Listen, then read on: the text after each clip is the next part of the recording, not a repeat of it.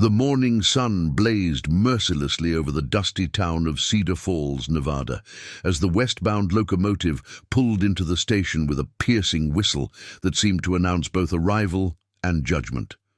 Through the soot-stained window, 23-year-old Catherine Kate Harrison pressed her palm against the warm glass, her heart hammering against her ribs as she searched the platform for the man who had promised to marry her. She clutched a worn leather envelope containing his photograph, his letters, and the train ticket he had purchased for her journey from Pennsylvania. But what the photograph didn't show, what the carefully worded correspondence couldn't reveal, was the fear that had been growing in her chest with every mile westward. Would Henry Morrison accept her when he saw what his mail-order bride truly looked like? Kate's reflection in the window revealed the source of her anxiety: high cheekbones, inherited from her Apache grandmother, skin bronzed by mixed heritage, and dark hair that refused to lie flat in the fashion preferred by proper ladies of 1887. She was beautiful, undeniably so, but her beauty carried the mark of two worlds that rarely found peace with each other. What she didn't know was that this moment of reckoning would lead to the most devastating public humiliation of her life, followed by a journey that would transform her from a woman begging for acceptance into someone who would redefine what it meant to belong in the unforgiving landscape of the American West. Before we jump back in, tell us where you're tuning in from, and if this story touches you, make sure you're subscribed, because tomorrow I've saved something extra special for you. Kate Harrison had never imagined that desperation could taste like dust and smell like coal smoke, but as she gathered her belongings from the train compartment, both flavors filled her senses with the bitter reality of her situation. The letter from Henry Morrison lay folded in her reticule, its edges soft from repeated reading during the 4-day journey from Pittsburgh. Seeking a refined lady of good Christian character for marriage, the advertisement had read in the Pennsylvania Gazette. Must be of sound mind and moral standing. Correspondence welcomed from serious inquiries only. H. Morrison, Cedar Falls, Nevada Territory. Kate had responded with careful honesty, though she had chosen her words as precisely as a seamstress, choosing thread. I am of mixed heritage, she had written, with native and European blood. She had mentioned her grandmother's Apache lineage, but had emphasized her education, her Christian upbringing, and her years working as a schoolteacher in a small Pennsylvania town, until the school board had quietly suggested that someone of her background might be better suited to work elsewhere. Henry Morrison's responses had been encouraging, even warm. He wrote of his cattle ranch, of his need for companionship after 2 years of widowerhood, of his belief that character mattered more than circumstance. He had sent money for her passage and a photograph showing a pleasant-faced man with kind eyes and prematurely grey hair. At 35, he seemed mature enough to value substance over surface appearances. The train lurched to a final stop, and Kate steadied herself against the seat back. Through the window, she could see Cedar Falls stretching beyond the station. Platform, a collection of false-fronted buildings that seemed to lean against each other for support under the Nevada sun. The landscape was harsher than Pennsylvania's rolling green hills, all sagebrush and red rock formations that jutted from the earth like ancient bones. A conductor appeared at her elbow, tipping his cap politely. End of the line, miss. Cedar Falls, Nevada Territory. Kate nodded and allowed him to help her down from the train car, her worn traveling boots meeting the sun-baked planks of the platform. The heat struck her immediately, different from the humid summers she had known back east. This was dry, relentless heat that seemed to leach moisture from the air itself. Her single trunk followed her onto the platform with a solid thud that announced her arrival to anyone within hearing distance. The station was smaller than she had expected, just a wooden building with peeling white paint and a hand-lettered sign reading Cedar Falls, population 623. The surrounding desert stretched endlessly in all directions, broken only by distant mesas and the occasional Joshua tree reaching toward the cloudless sky. Kate adjusted the shawl around her shoulders, conscious of how the fabric framed her face and emphasized the features that marked her mixed heritage as clearly as if she wore a sign. She had inherited her grandmother's striking bone structure, her father's height, and her mother's green eyes, a combination that had drawn both admiration and suspicion throughout her life. She had written to Henry Morrison honestly about her background, though she had been strategic in her phrasing. Her grandmother, Singing Bird, had been full Apache, taken from her people during a cavalry raid, and eventually married to Kate's Irish grandfather, a frontier trader who had seen past. Her heritage to the remarkable woman beneath. Their daughter, Kate's mother, had inherited enough of her mother's features to face constant questions about her ancestry. Questions that had followed Kate throughout her own life. Now, standing in the oppressive Nevada heat with dust settling on her traveling dress, Kate searched the sparse crowd gathered around the station for a man matching Henry Morrison's description. Her eyes found him near a hitching post where several horses stood switching their tails against persistent flies. Was taller than his photograph had suggested, with broad shoulders and the weathered hands of a man who worked his own land. His grey hair was visible beneath a black hat, and his clothes spoke of prosperity. Good boots, a well-tailored coat despite the heat, a gold watch chain visible across his vest. Kate lifted her hand in a tentative wave, her heart quickening with hope and nervousness. This was the moment she had been preparing for during the long journey west, the moment when her new life would truly begin. Henry Morrison approached with confident strides, his boots striking the platform with purpose. As he drew closer, Kate could see that he was indeed handsome in a rugged way, with pale blue eyes that swept over her with obvious assessment. But something in his expression shifted as he took in her appearance, his confident smile faltering, as if he had been expecting someone entirely different. Miss Harrison, his voice carried a slight drawl that was pleasant enough, but Kate detected an edge of uncertainty that made her stomach clench. Yes, Mr. Morrison, I'm so pleased to finally meet you. Kate stepped forward with her best smile, extending her hand in greeting. She had practiced this moment during the journey, had imagined herself poised and gracious, worthy of the respect any prospective bride deserved. Henry Morrison did not take her offered hand. Instead, he removed his hat and ran his fingers through his graying hair, his pale eyes traveling from her dark hair to her bronzed skin to the distinctive shape of her features that spoke of her Apache grandmother's legacy. The silence stretched between them like a held breath, broken only by the distant sound of the train preparing for its next departure. A small crowd had begun to gather on the platform, drawn by the obvious tension of the scene unfolding before them. Kate became aware of whispered conversations, of curious stares from other passengers who had disembarked from the train. An elderly woman in a feathered hat shook her head with obvious disapproval. Two men near the freight office had stopped their conversation to watch the drama with the fascination people reserved for public disasters. There's been some misunderstanding, Henry Morrison said finally, his voice carefully controlled, as if he were trying not to cause a scene. In your letters, you mentioned mixed heritage, but you didn't specify.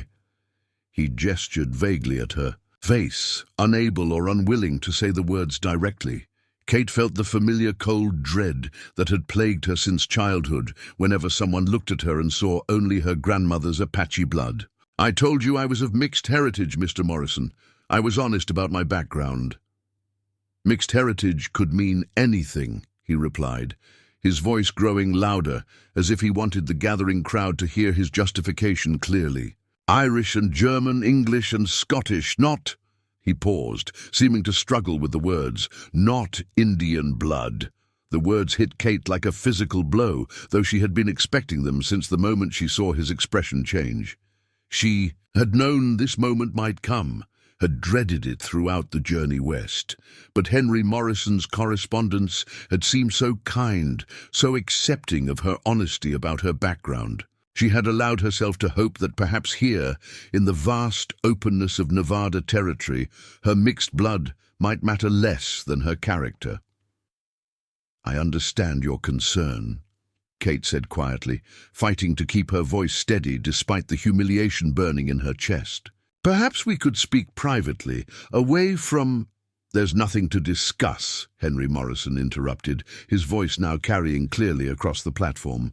"I run a respectable ranch, Miss Harrison. I employ good Christian men who work hard and expect their boss to maintain certain standards. I can't bring home a squaw and expect them to respect her as the lady of the house." The word squaw struck Kate like a slap across the face. She had heard it before, whispered behind hands or spat with deliberate cruelty, but never applied to her so publicly, so casually. Her cheeks burned with humiliation, but she forced herself to stand straighter, to meet his gaze with as much dignity as she could muster. "I'm not a squaw, Mr. Morrison," she said clearly, her voice carrying despite the tremor she felt in her chest. "I'm a Christian woman, educated and refined. I can read and write in 2 languages. I taught school for 3 years in Pennsylvania. I attend church every Sunday, and I've never lived among any tribal people. You can paint yourself with all the civilization you want," Henry Morrison interrupted, his voice carrying across the platform for all to hear. "But blood tells, doesn't it? And I won't have Apache blood in my house or bearing my children." Several people in the crowd murmured agreement. Kate heard someone say, "Quite right too," and another voice added, "Can't trust them people." The elderly woman with the feathered hat nodded approvingly, as if Henry Morrison had made a particularly wise decision. Kate's hands trembled as she reached into her reticule and withdrew his letters, the pages worn soft from repeated reading during the long journey west. "You wrote to me about loneliness," she said, her voice barely audible above the murmur of the crowd. "You said you wanted someone to share your life, someone who understood hardship and could appreciate the beauty of this land. You said character mattered more than circumstances of birth." Henry Morrison glanced at the letters but didn't take them, as if touching them might somehow contaminate him. "That was before I knew what you really were." "What I really am," Kate said, her voice growing stronger as anger began to override her humiliation, "is a woman who traveled 2,000 miles to meet a man who seemed kind and decent in his correspondence. What I really am is someone who sold everything she owned for train fare because she believed your words about wanting a true partnership." For a moment, Henry Morrison looked almost ashamed. His eyes flickered away from hers, and Kate thought she saw a hint of the man who had written those warm, hopeful letters. But then someone in the crowd called out, "You tell her, Henry!" and his expression hardened again. "I'm sorry you made the journey for nothing," he said with forced politeness, "but I'm sure you understand that a man has to think about his reputation, his business associates. There's nothing personal in it. Everything about it was personal." But Kate didn't waste her breath pointing that out. She had heard the finality in his tone, seen the closed expression on his face. The crowd was watching with the fascination people reserved for public disasters, waiting to see if she would break down, if she would beg or argue or make a scene that would provide them with gossip for weeks to come. Instead, Kate Harrison gathered what remained of her dignity around her like armor. She picked up the handle of her trunk, testing its weight, then looked Henry Morrison directly in the eye. "You're right about one thing," she said clearly, her voice carrying across the platform. "There has been a misunderstanding. I thought I was corresponding with a man of honor and character. I was wrong about that, just as you were wrong about me." She turned away from him, away from the crowd with their curious stares and whispered comments, and began walking toward the main street of Cedar Falls, Her trunk was heavy, far too heavy to carry easily, but she pulled it behind her with determined steps, the wheels bumping over the uneven planks of the platform. Behind her, she heard Henry Morrison call out, "The next eastbound train leaves tomorrow morning at 6. But Kate didn't turn around. She had come too far and sacrificed too much to retreat at the first sign of adversity. She had no idea what she would do or where she would go, but she would not give him the satisfaction of watching her board a train back to the poverty and hopelessness she had left behind in Pennsylvania.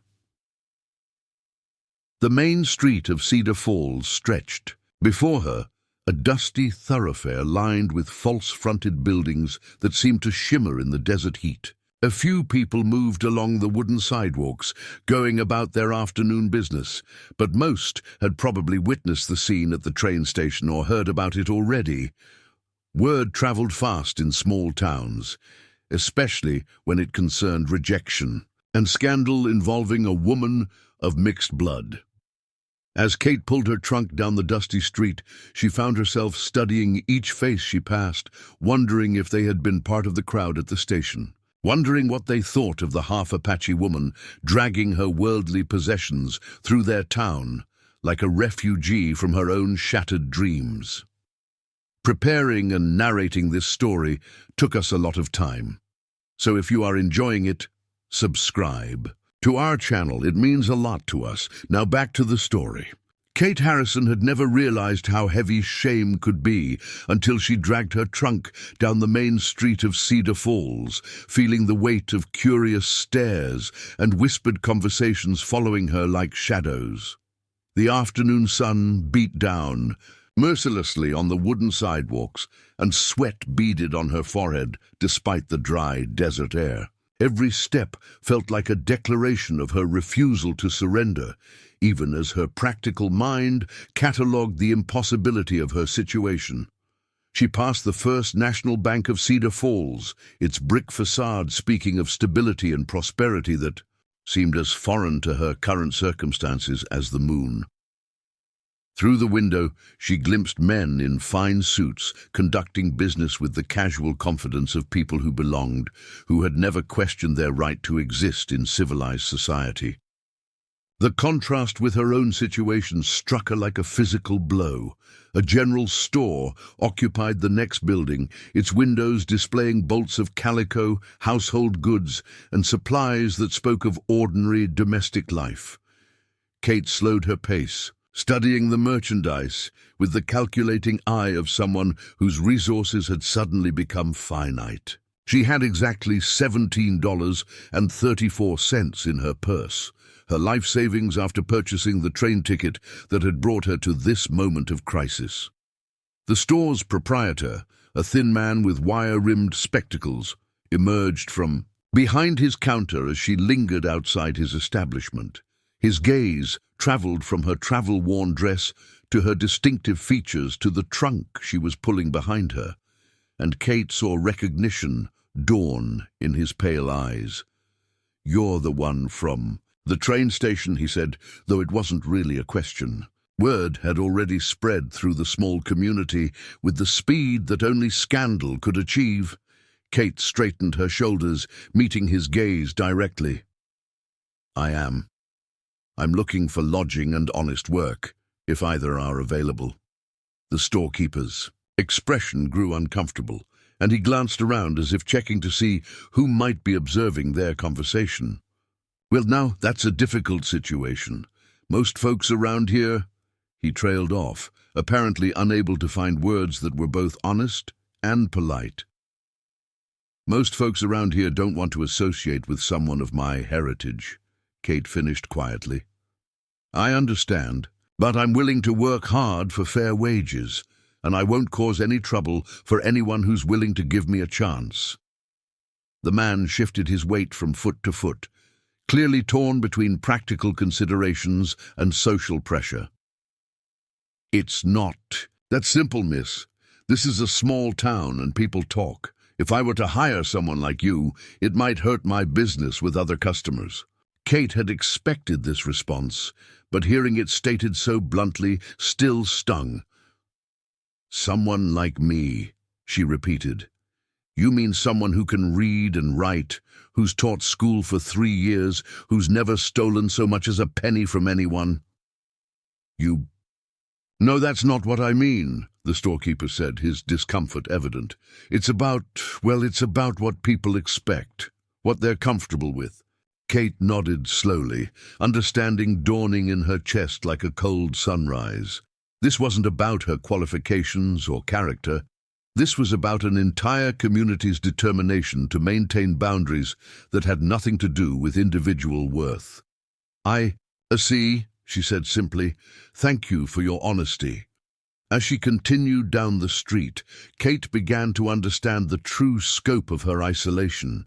She wasn't just facing individual prejudice, she was confronting a systematic exclusion that would make survival nearly impossible. Every business, every potential employer, every possible source of income would be filtered through the lens of her Apache heritage. The Nevada House Hotel occupied a prominent corner lot, its 2-story frame construction suggesting rooms that might be within her budget. Kate approached the front desk with dwindling hope, where a matronly woman with graying hair and suspicious eyes looked up from her ledger book. I'd like to inquire about a room, Kate said politely. Something modest, by the week if possible. The woman's gaze traveled over Kate's appearance with obvious disapproval. We're full up, she said curtly, though Kate had noticed several room keys hanging behind the desk. Perhaps something will open up in a few days, Kate pressed gently. I'm willing to pay in advance. I said we're full, the woman repeated, her voice growing louder, and likely to stay that way for the foreseeable future. Kate understood. The Nevada House Hotel would never have a vacancy for someone like her. Regardless of her ability to pay or her conduct as a guest, she was being systematically excluded from the basic necessities of survival. Outside the hotel, Kate stood on the wooden sidewalk and took stock of her situation with the grim clarity that desperation could provide. She had less than $20, no place to stay, no prospects for employment, and a community that had already decided she was unwelcome. The next eastbound train wouldn't leave until morning, but even if she wanted to retreat to Pennsylvania, she lacked the funds for a return ticket.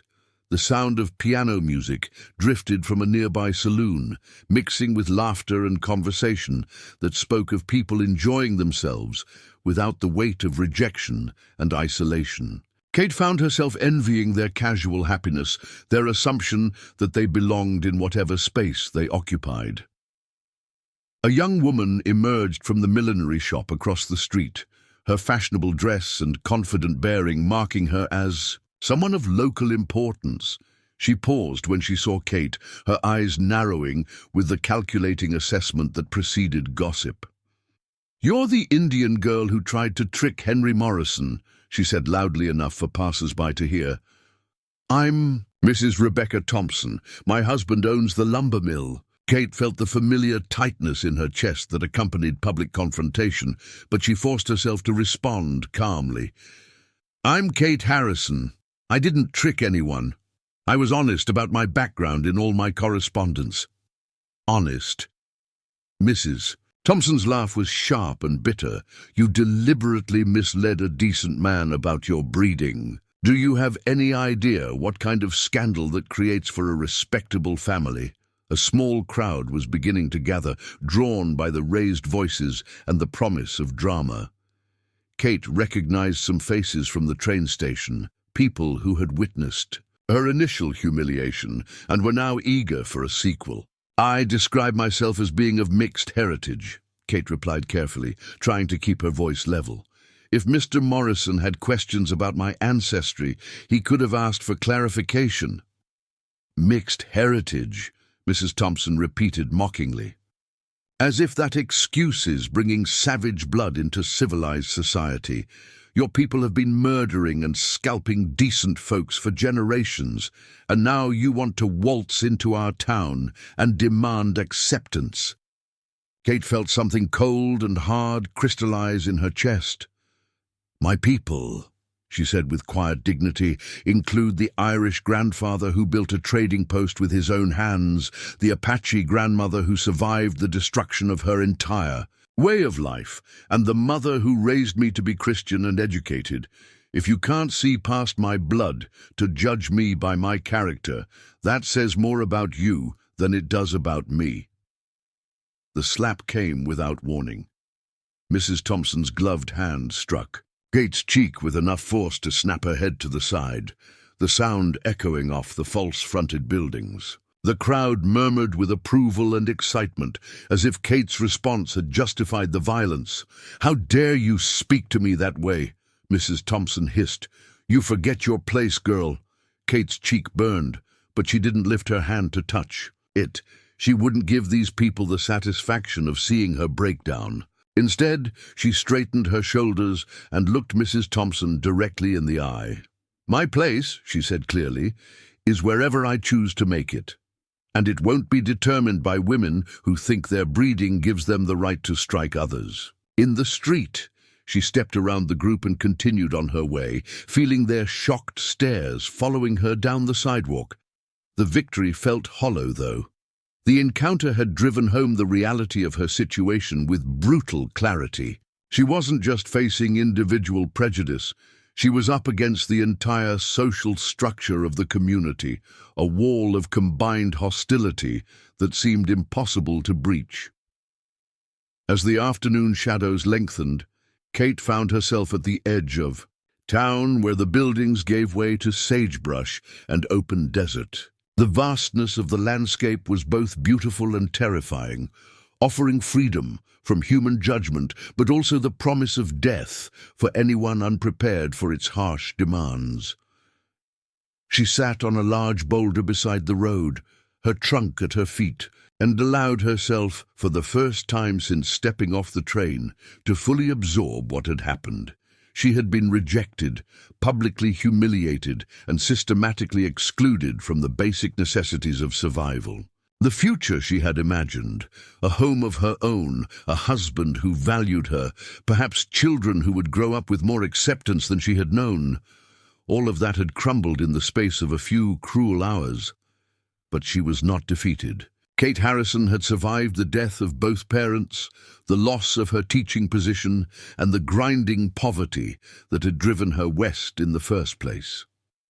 She had faced down Mrs. Thompson's violence with dignity intact. She would find a way. To survive this, too, the desert evening was beginning to cool, and stars were starting to appear in the darkening sky. Somewhere in the distance, a coyote called, wild and free and utterly self-possessed. Kate smiled at the sound, recognizing a kindred spirit. Tomorrow would bring new challenges, new tests of her resolve. But tonight, under the infinite Nevada sky, she felt something she hadn't experienced since leaving Pennsylvania. A sense of possibility that belonged entirely to her, independent of anyone else's approval or acceptance. She was Kate Harrison, daughter of 3 proud peoples, survivor of countless small cruelties and one large betrayal. And she would not be broken by the narrow minds and cruel hearts of Cedar Falls, Nevada. As the night settled around her, Kate began to plan, not for retreat, but for the kind of survival that would prove her worth to herself, if to no one else. The first night Kate Harrison spent in Nevada territory was not in a comfortable hotel bed or even a modest boarding house room, but wrapped in her traveling cloak beneath the overhang of the Cedar Falls depot, using her trunk as a pillow, while desert winds whispered promises and threats through the sagebrush. She had discovered that $17 could buy many things, but not acceptance in a town determined to reject her. As dawn painted the eastern mountains in shades of rose and gold, Kate woke to the sound of activity stirring throughout the settlement. The early morning air carried the scent of wood smoke and bacon from breakfast fires, reminding her that she hadn't eaten a proper meal since the previous morning on the train. Her stomach cramped with hunger, But more pressing was her need to find some form of shelter before the Nevada sun made the depot platform uninhabitable. She rose stiffly, brushing dust from her traveling dress and attempting to restore some semblance of respectability to her appearance. A woman's reputation was fragile enough without adding the scandal of sleeping rough to her list of social transgressions. As she folded her cloak and secured it in her trunk, Kate noticed she was being observed. An elderly man sat on a wooden crate near the freight office, whittling a piece of pine with methodical precision. His weathered face spoke of decades spent under the desert sun, and his clothes marked him as someone who worked with his hands rather than conducting business in fine offices. But his eyes held intelligence and something that looked remarkably like sympathy. "Morning, miss," he said without looking up from his carving. "Rough night for sleeping outdoors." Kate straightened her shoulders, preparing for another confrontation or dismissal. "Good morning." Yes, it was rather uncomfortable. "Name's Walter Jenkins," the man continued, still focused on his whittling. "Been the station master here for going on 12 years. Seen all kinds of folks come through Cedar Falls, some welcomed and some not so much." Kate studied his weathered features, trying to determine whether this was kindness or merely curiosity. "I'm Kate Harrison." Walter nodded, finally looking up from his carving. "Heard about your situation yesterday. Town's been buzzing about it since the afternoon train pulled out." He paused, seeming to weigh his words carefully. "My wife Martha runs a small boarding house about a mile outside town. Nothing fancy, mind you, but clean and honest. She might have a room available." Kate's heart leaped with desperate hope, but experience had taught her to be cautious. "Mr. Jenkins, I appreciate your kindness, but I should be honest about my circumstances. I have limited funds, and most people in this area seem uncomfortable with my heritage." Walter's weathered hands never paused in their whittling. "Martha and I came west in '68 after the war. Seen enough of what hatred can do to last several lifetimes. We judge folks by how they conduct themselves, not by who their grandparents happen to be." The simple declaration nearly brought tears to Kate's eyes.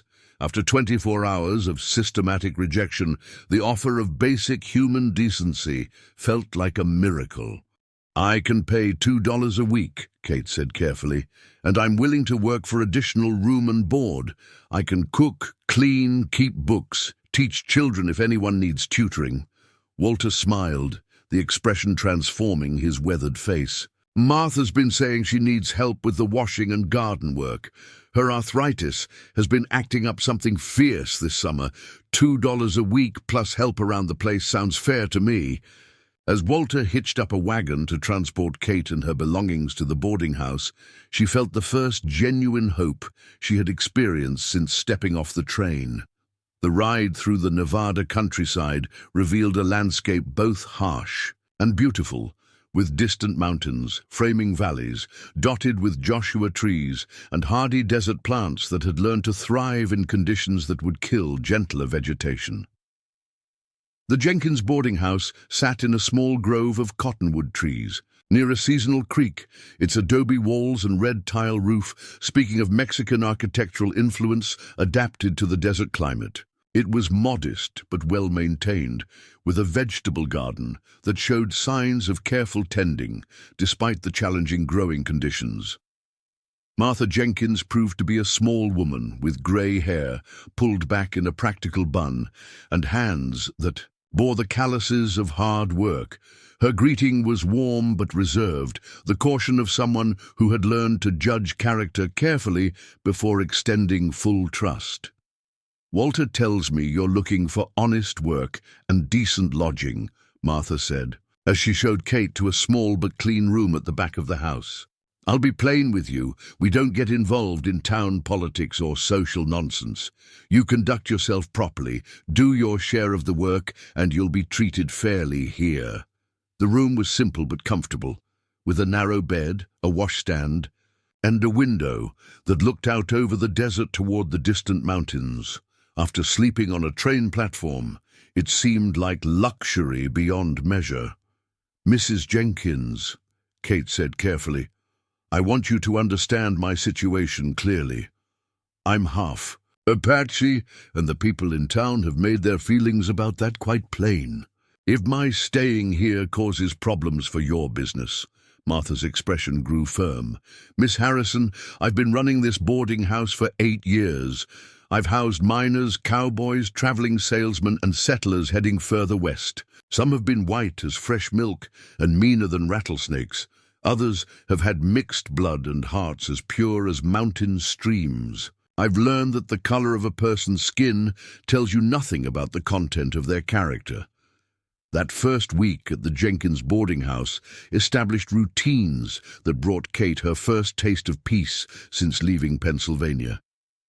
She rose before dawn to help Martha prepare breakfast for their handful of guests, mostly traveling men who kept to themselves, and treated Kate with polite indifference. After the morning meal, she tended the vegetable garden, learning to coax life from soil that seemed more dust than earth.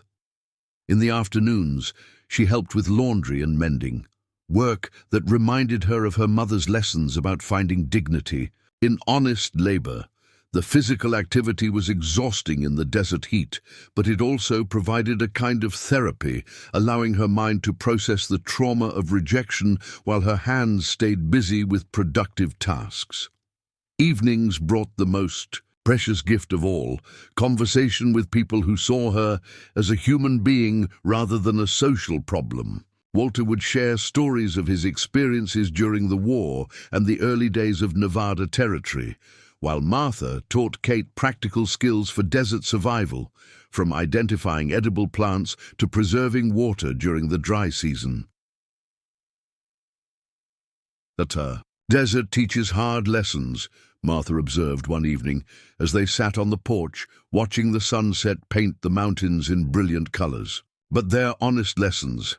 Out here, what matters is whether you can adapt and survive, not whether your bloodline meets someone else's approval." Kate found herself thinking often about Martha's words as she settled into the rhythm of life at the boarding house.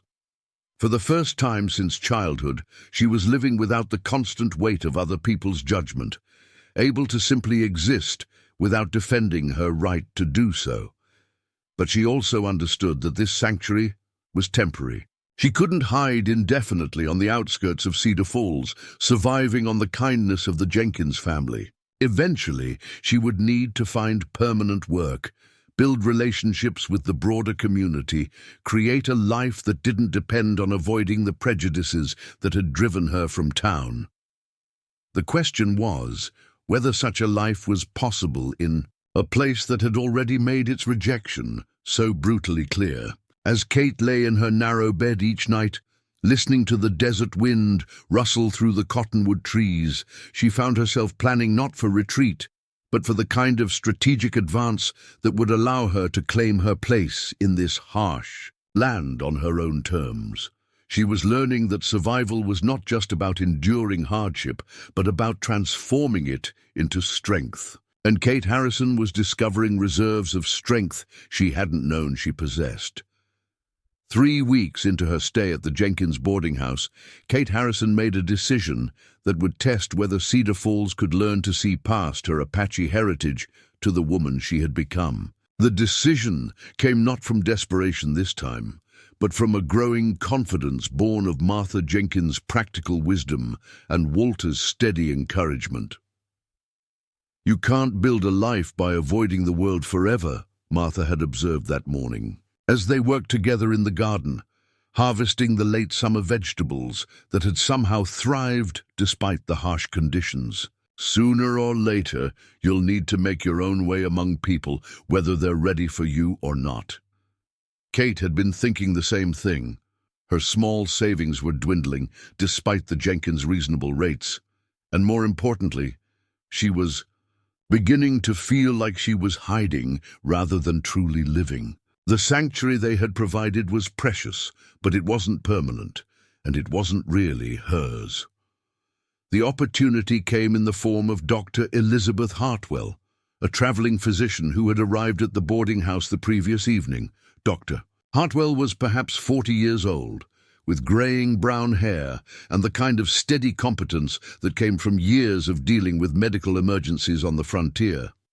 She was also, Kate realized with some surprise, the first professional woman she had encountered in Nevada territory. "I understand you were a school teacher back east," Dr. Hartwell said over breakfast, her voice carrying the educated accent of someone from a good family who had chosen an unconventional path.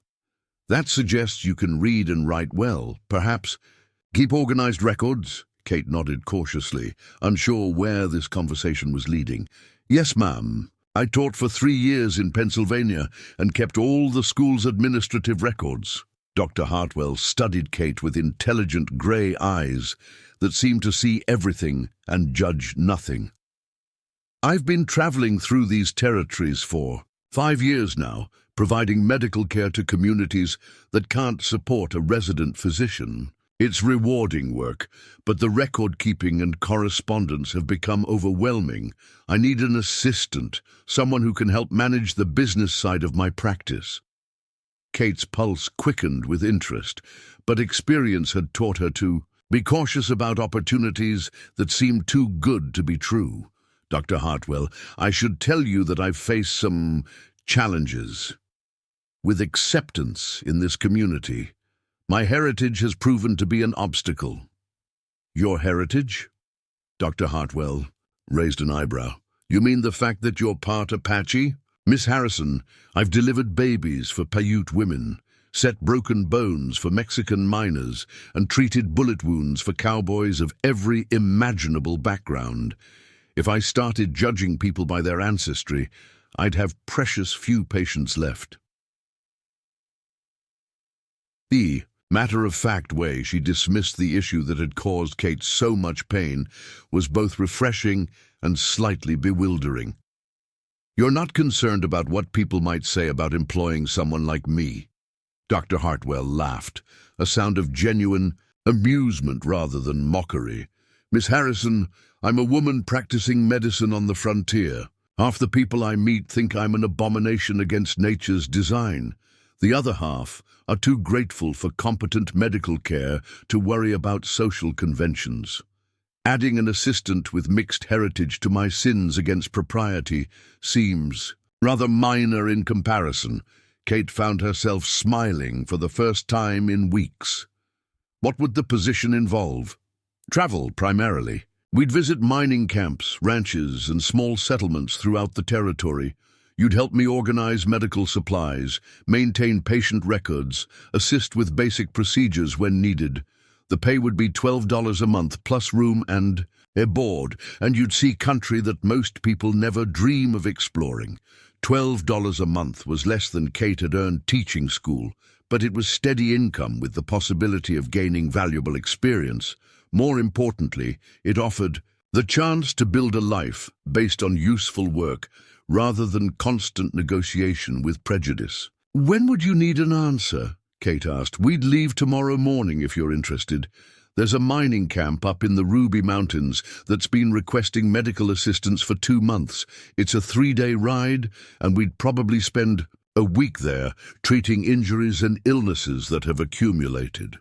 She thought about her grandmother, Singing Bird, who had survived the destruction of her entire way of life and somehow found the strength to build something new with an Irish trader who saw past her Apache identity to the remarkable woman beneath. She thought about her mother, who had faced similar prejudices throughout her life but had still managed to raise a daughter with dignity and education.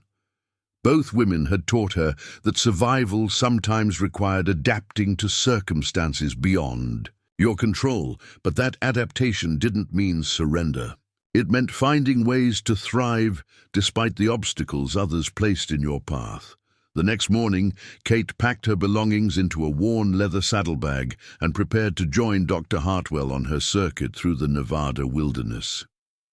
Martha, Jenkins helped her select practical clothing for the journey, divided skirts that would allow her to ride astride, sturdy boots, and a wide-brimmed hat to protect her from the desert sun. "You're making the right choice," Martha said, as they secured Kate's medical supply satchel to her saddle.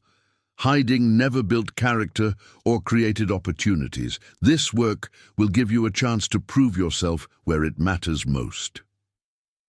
Walter. Jenkins had provided Kate with a gentle mare named Sage, whose steady temperament and sure footing made her ideal for mountain travel. As Kate settled into the saddle, she felt a mixture of excitement and nervousness that reminded her of the emotions she had experienced boarding the train in Pennsylvania.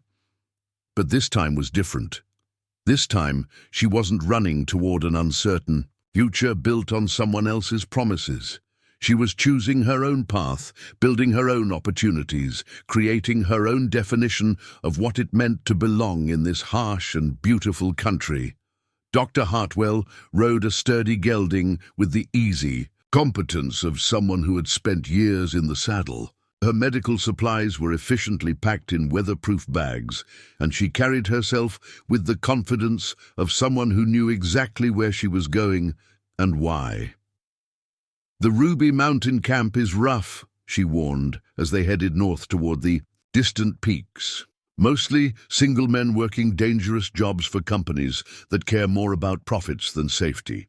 We'll see injuries that would make a city doctor faint, and we'll treat them with whatever supplies we can carry." Kate nodded, trying to project more confidence than she felt. "I'm prepared for hard work, Dr. Hartwell. It can't be more challenging than what I've already faced." Dr. Hartwell glanced at her with approval. "I suspect you're right about that. Anyone who can survive what you've been through in Cedar Falls has the kind of resilience this work requires." As they rode toward the mountains, Kate found herself thinking not about the challenges that lay ahead, but about the strange turns her life had taken. 3 weeks ago, she had been a desperate woman rejected at a train station, facing systematic exclusion from an entire community. Now she was riding through some of the most beautiful country on earth, employed in work that could help people, building skills that would serve her regardless of what prejudices she might encounter.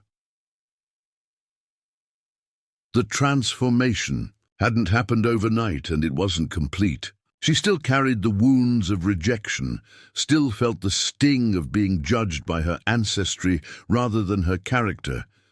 But she was beginning to understand that healing didn't require the approval of people who were determined to withhold. Sometimes healing meant leaving those people behind and finding your own way forward.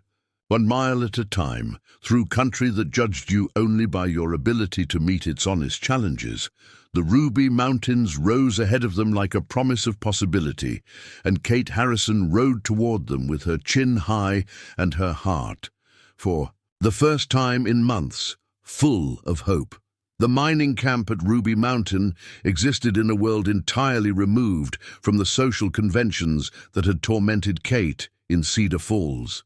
Perched on a rocky ledge 8,000 feet above sea level, the settlement consisted of rough wooden buildings, canvas tents, and the kind of desperate men who came to such places when civilization had either rejected them or they had rejected it.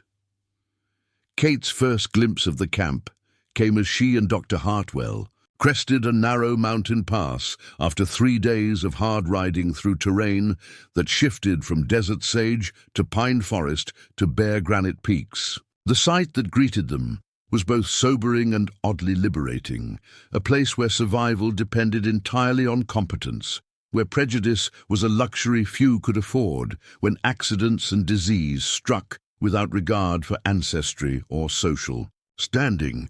"Sweet Mary and Joseph," Dr. Hartwell muttered as they surveyed the camp below. "That's worse than I expected."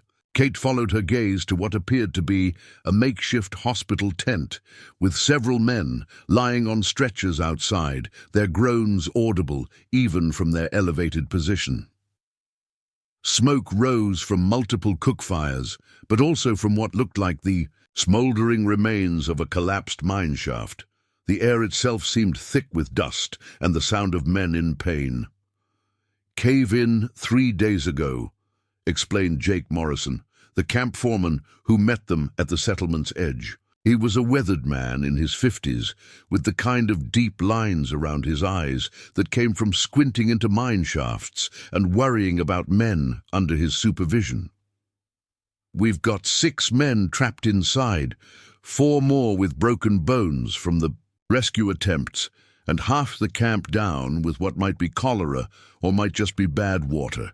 Dr. Hartwell was already dismounting, her medical bag in hand. "Kate, start organizing the supply packs. We'll need to set up a proper treatment area." Immediately, she turned to Morrison. "How many men total in the camp?" 43 as of yesterday morning," Morrison replied grimly. "Could be fewer now, depending on how the night went." Kate had never seen anything like the organized chaos that followed.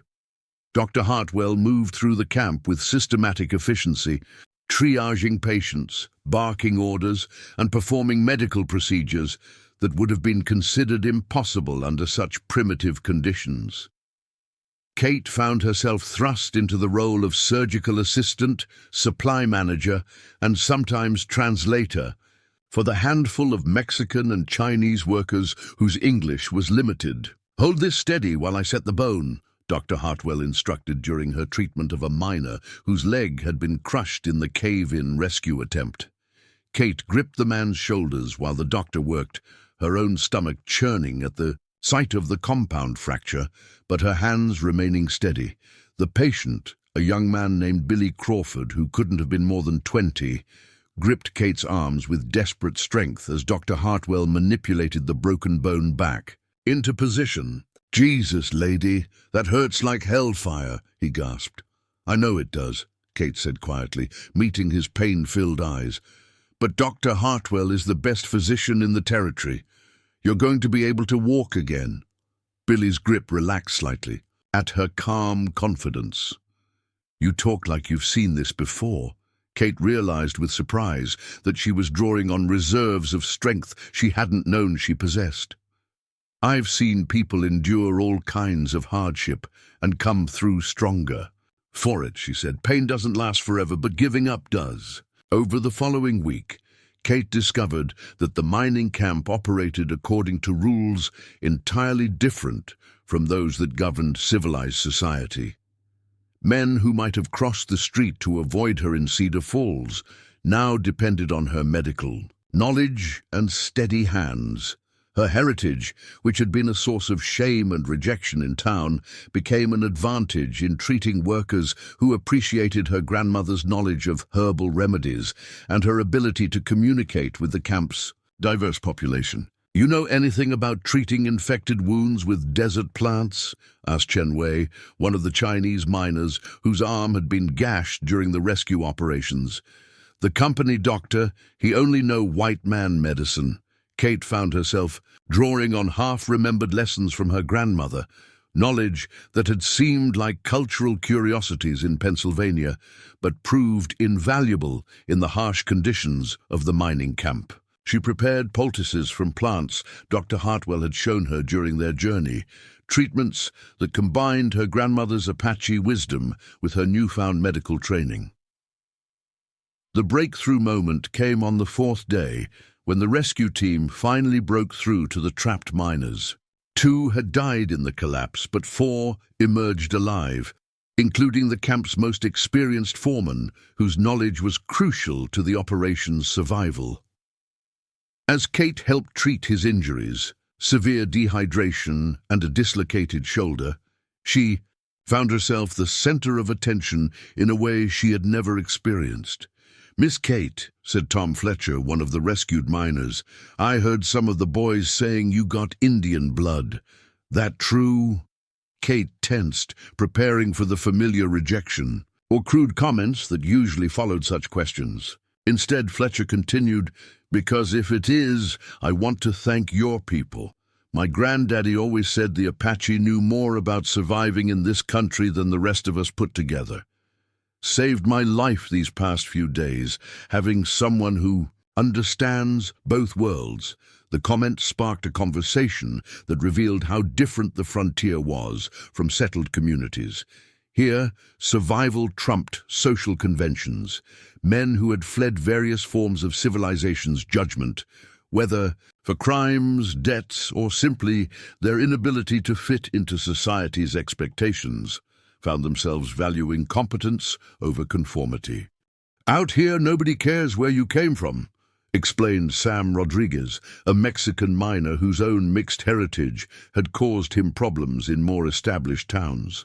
"They care whether you can do the work, whether you'll stand by your partners when things get dangerous, whether you've got the grit to survive when everything goes wrong." Kate began to understand that she had found something rare, a community that judged people by their actions rather than their ancestry, their usefulness rather than their social acceptability. It wasn't that prejudice didn't exist among the miners, but that survival created a different set of priorities. Dr. Hartwell noticed the change in Kate's demeanor as the week progressed. "You're different here," she observed one evening as they sat by their campfire, reviewing the day's medical cases. "More confident, more yourself." Kate considered the observation. "I think it's because for the first time in my life, I'm being judged by what I can do rather than who my grandparents were. These men don't care about my bloodline. They care whether I can help save their lives." "And how does that feel?" Dr. Hartwell asked. Kate smiled, surprising herself with the genuine happiness in the expression. "It feels like freedom." The revelation was both liberating and troubling.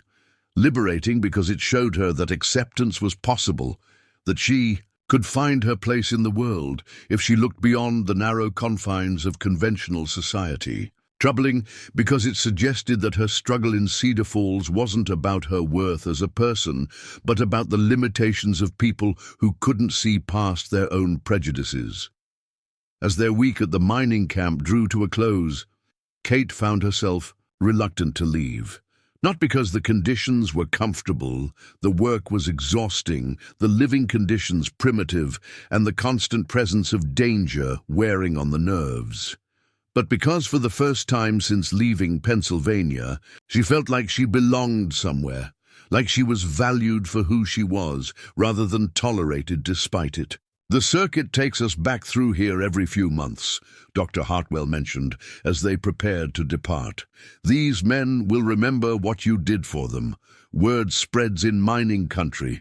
You'll have a reputation as someone reliable, someone who can be trusted in a crisis." Kate nodded, understanding that the doctor was giving her something more valuable than money, the beginning of a professional reputation that existed independently of her social status or heritage. In a world where competence mattered more than ancestry, she was finally free to prove her worth on her own terms. As they rode away from Ruby Mountain, Kate carried with her not just the satisfaction of work well done, but a new understanding of what was possible for her future. She had found a world where she could thrive, where her mixed heritage was an asset rather than a liability, where her worth was measured by her contributions rather than her conformity to other people's expectations. The question now was whether she could find a way to build a permanent life in this world, or whether she would have to choose between acceptance and conventional society's definition of respectability. But for the first time since stepping off that train in Cedar Falls, Kate Harrison felt like she had choices, real choices based on her own capabilities rather than other people's prejudices. The journey back to Cedar Falls took Kate and Dr. Hartwell through some of the most spectacular country in Nevada territory, but Kate found her thoughts increasingly occupied, not with the landscape, but with what awaited her return. The confidence she had discovered at Ruby Mountain felt fragile now that she was approaching the community that had rejected her so completely. Would the strength she had found in herself survive contact with people who were determined to see her as less than human? Dr. Hartwell seemed to sense her apprehension as they made camp on their final night before reaching the Jenkins boarding house. "You're worried about going back?" she observed as they sat beside their small fire, the desert stars brilliant overhead. Kate nodded, poking at the glowing coals with a stick. At Ruby Mountain, I felt like I finally understood who I could be. But that was with people who had nothing to lose by accepting me. Cedar Falls. She trailed off, remembering the hostility that had driven her from town. Cedar Falls isn't the only community in this territory, Dr. Hartwell pointed out. My circuit covers dozens of settlements, and I can tell you that not all of them share the same narrow-minded attitudes. You've proven yourself capable of valuable work that opens doors that social prejudice tries to keep closed. The next morning brought an unexpected encounter that would change the trajectory of Kate's life once again. As they descended from the mountain trail toward the valley where the Jenkins boarding house lay, they came upon a scene of controlled chaos beside Willow Creek. A dozen cattle stood belly-deep in the muddy water, several of them clearly in distress, while two cowboys worked frantically to extract them from what appeared to be a bog trap. Dr. Hartwell reined in her horse immediately. "Medical emergency," she said tersely, dismounting with practiced efficiency. "Those animals are exhausted, and if those men aren't careful, they'll end up needing medical attention themselves." One of the cowboys looked up at their approach, his face flushed with exertion and frustration. He was perhaps 35 years old, with the lean build and weathered features of someone who spent his life working cattle in difficult country. His clothes marked him as prosperous, good boots, quality leather gear, the kind of horse that cost serious money. But he was working alongside his hired hand with the hands-on dedication that spoke of genuine investment in his animal's welfare. "You folks wouldn't happen to know anything about treating exhausted livestock?" he called out, not pausing in his efforts to free a struggling heifer from the bog. Kate surprised herself by speaking up before Dr. Hartwell could respond. "The animals need to rest and warm up gradually once they're free," she said, dismounting from her own horse. "Shock them with sudden temperature changes and you'll lose them to heart failure." The rancher paused in his work, studying Kate with intelligent brown eyes that held curiosity rather than the suspicion she had grown accustomed to seeing. "You sound like you know cattle." Kate felt heat rise in her cheeks, suddenly aware that she was speaking from knowledge she hadn't realized she possessed. "My grandfather raised cattle in Pennsylvania before the war. Different country, but the principles are the same."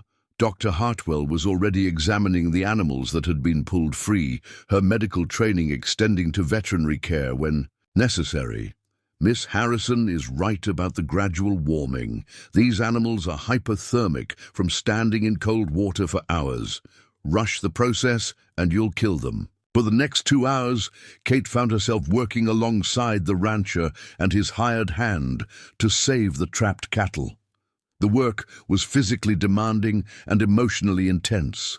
Several of the animals were in genuine danger of dying from exhaustion and exposure. But it was also familiar in a way that surprised her, drawing on half-remembered lessons from childhood visits to her grandfather's farm.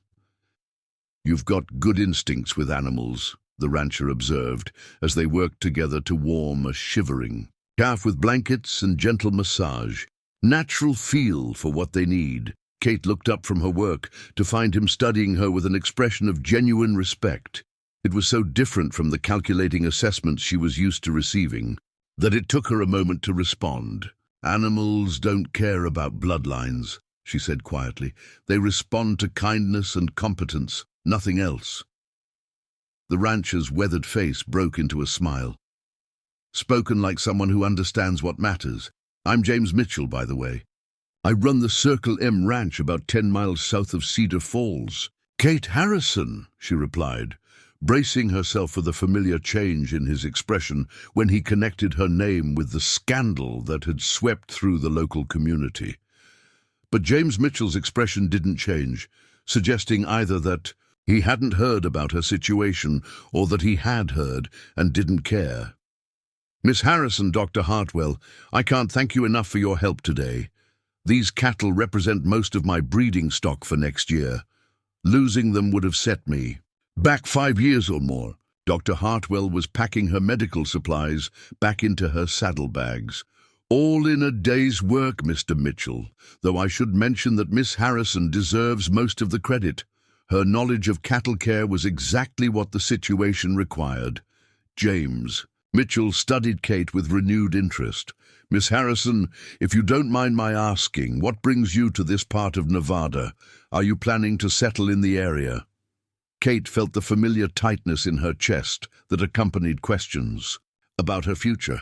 How could she explain that she had come west as a mail-order bride, been publicly rejected for her heritage, and was now trying to build some kind of life from the wreckage of her original plans?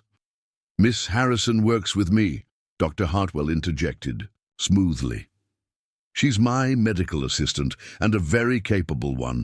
We've just returned from treating injuries at the Ruby Mountain mining camp. Medical work, James Mitchell mused. That's demanding profession out here. Takes someone with real backbone to handle the kinds of emergencies you must see. James Mitchell's eyes sharpened with interest. Actually, Miss Harrison, I've been looking for someone to help me rebuild my operation. The cattle business requires more than just cowboy skills. It needs someone who can keep detailed records, manage breeding schedules, correspond with buyers. Someone with education and organizational abilities. Kate's heart began to race. Was he offering her work? Real work, not charity disguised as employment, but a genuine position that would use her abilities? The position would include living in quarters on the ranch, James Mitchell continued, apparently encouraged by her obvious interest. Separate cottage, completely respectable. The pay would be $15 a month plus room and board, and there would be opportunities to learn all aspects of ranch management. Kate glanced at Dr. Hartwell, who was watching the exchange with an expression of barely concealed approval. $15 a month was more than she had earned with the doctor, and the chance to learn ranch management could lead to real independence. Mr. Mitchell, Kate said carefully, I should be honest about my situation. I'm Half-Apache, and that has caused difficulties with acceptance in some communities. If my heritage would create problems for your business relationships, James Mitchell's expression grew serious, but not hostile. Miss Harrison, I've spent 20 years building my reputation in this territory based on the quality of my cattle and the reliability of my word. Anyone who wants to do business with me will have to accept that I choose my employees based on their abilities, not their ancestry. The simple declaration nearly brought tears to Kate's eyes. After months of having her worth questioned and diminished because of her bloodline, here was a man offering her work based purely on what he had observed of her competence. There is one thing you should know, James Mitchell added, his expression growing slightly uncomfortable. I'm a widower, Miss Harrison. My wife died 2 years ago in a cholera epidemic. Some people might consider it improper for an unmarried woman to work so closely with a bachelor rancher, regardless of the separate living arrangements. Kate understood the social implications he was describing, but she also understood that this might be her best opportunity to build the kind of independent life she had been dreaming of since leaving Pennsylvania. Mr. Mitchell, she said firmly, I believe my reputation should be based on my conduct and character, not on other people's assumptions about impropriety. If you're willing to judge me by my work rather than social conventions, then I would be very interested in discussing the position. James Mitchell's smile was warm and genuine. Then let's consider it settled, Miss Harrison. When can you start? The Circle M Ranch spread across a valley that seemed designed by nature to showcase the raw beauty of Nevada territory. Rolling grassland dotted with sage and wild lupine stretched toward distant mountains, while Willow Creek meandered through the property, providing the precious water that made cattle ranching possible in this harsh climate. Kate's first glimpse of her new workplace took her breath away, not just because of its natural beauty, but because it represented something she had never dared hope for, a place where she could build something lasting based on her own abilities. James, Mitchell's ranch house was constructed of local stone and timber, built to withstand the extremes of desert weather, while providing comfort for year-round living. The separate cottage he had mentioned sat about 100 yards from the main house, connected by a well-worn path that spoke of frequent but respectful communication between the two dwellings. It was larger than Kate had expected, with 2 rooms, a stone fireplace, and windows that framed views of the surrounding countryside.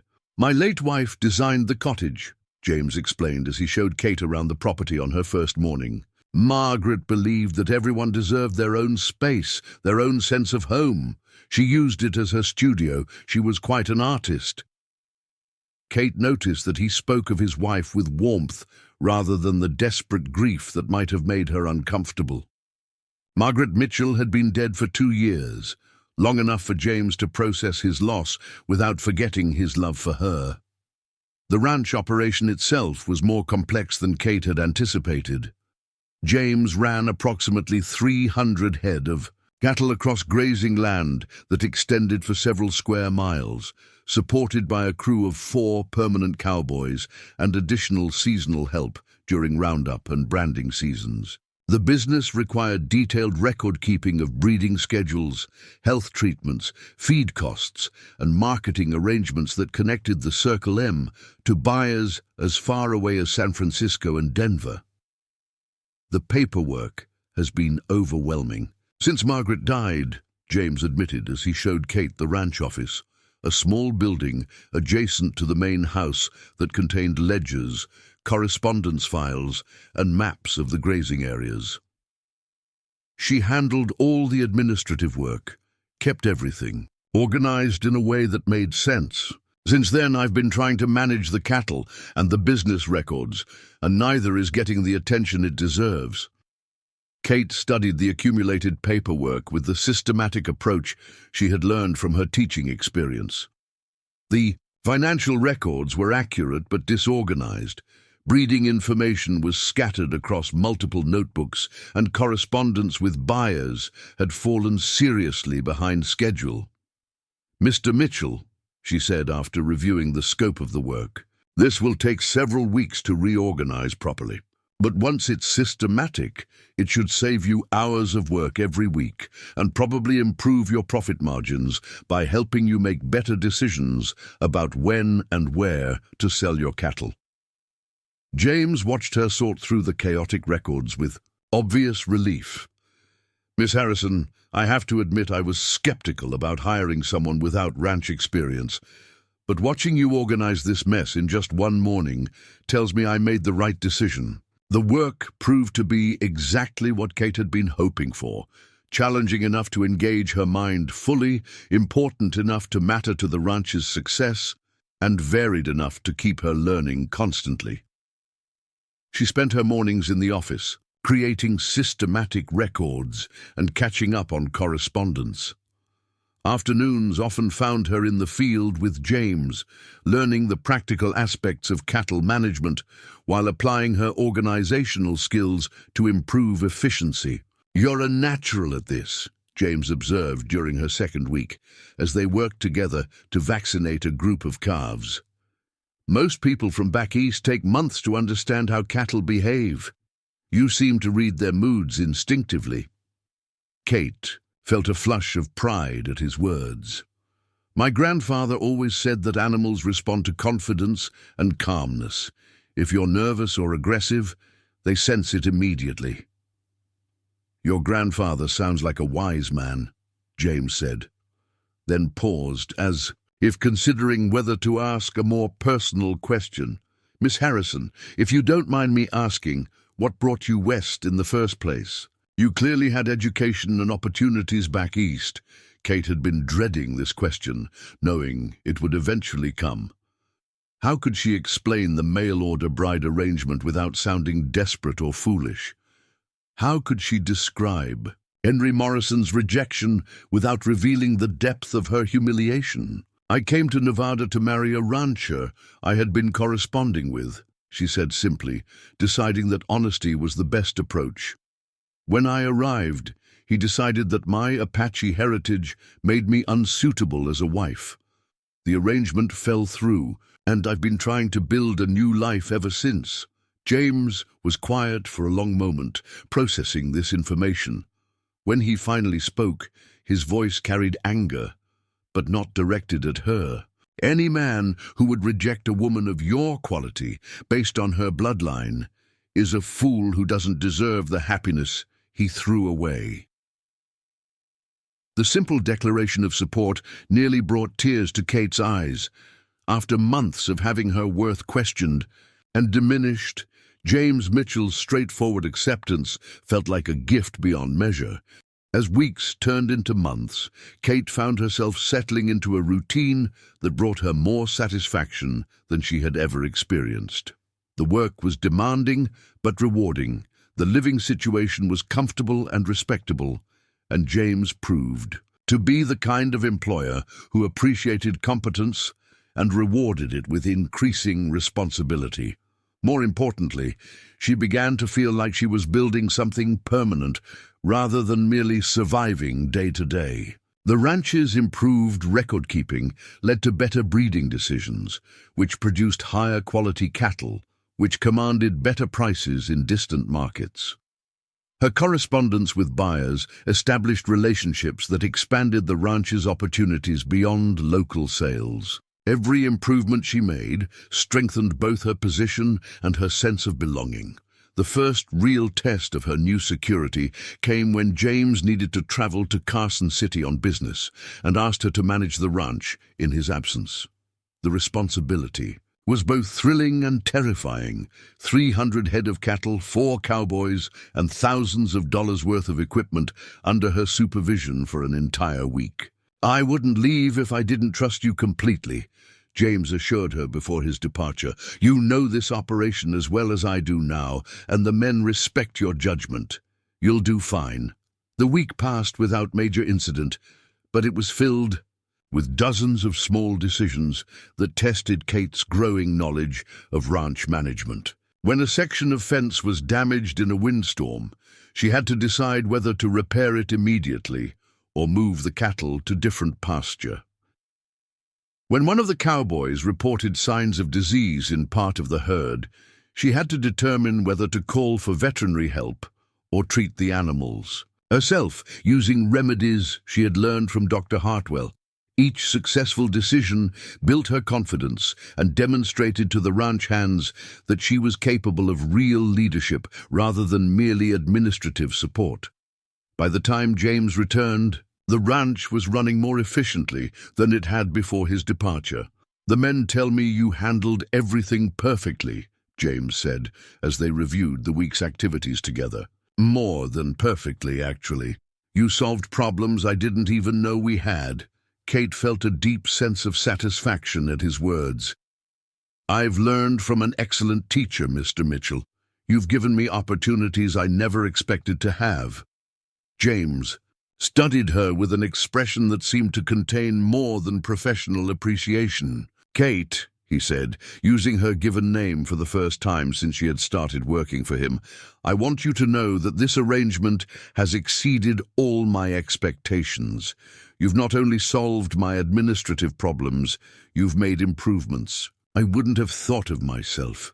Kate felt her pulse quicken at the change in his tone, at the use of her first name, at the implication that their relationship was evolving beyond purely professional boundaries. "James," she replied, testing the sound of his name, "this position has given me something I've been searching for since I left Pennsylvania. The chance to prove my worth through my own efforts, rather than seeking approval from people who were determined to withhold it."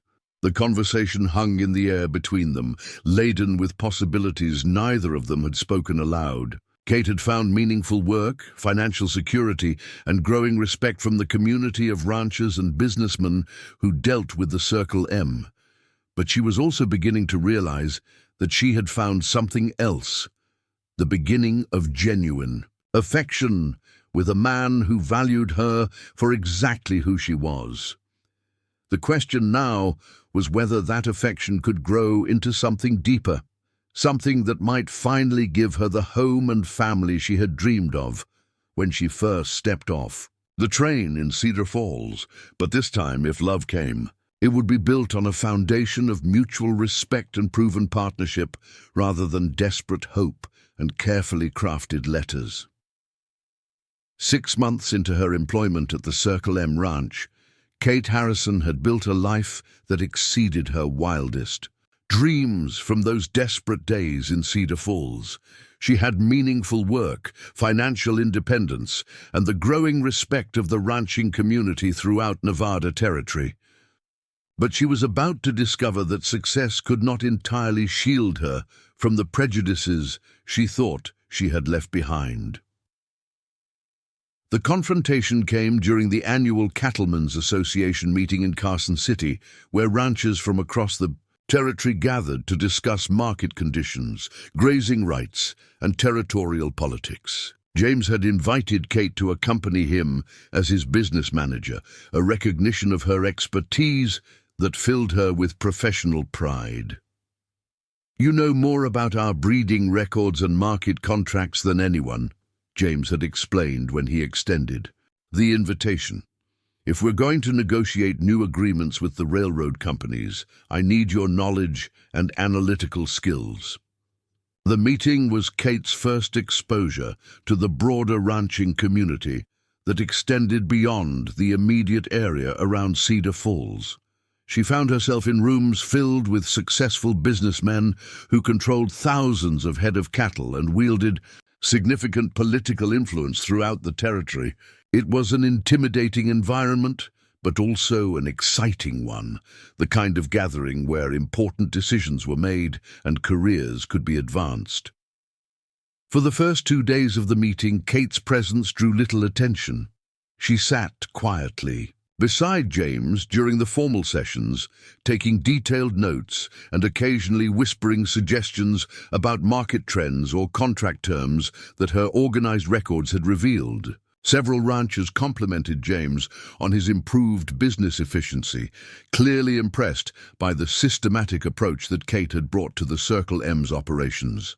The trouble began on the 3rd day, when Henry Morrison arrived with a delegation. From the Cedar Falls area, Kate spotted him across the crowded hotel lobby and felt her stomach clench with familiar anxiety. He looked older than she remembered, his hair grayer and his face more weathered, but his pale blue eyes still held the calculating coldness that had cut her so deeply 6 months earlier. Morrison noticed her at almost the same moment, his expression shifting from casual interest to shock and then to something approaching anger. He spoke quietly to the men around him, and Kate saw several heads turn in her direction with expressions of curiosity and disapproval. "Kate," James said quietly, appearing at her elbow, "is everything all right? You look like you've seen a ghost."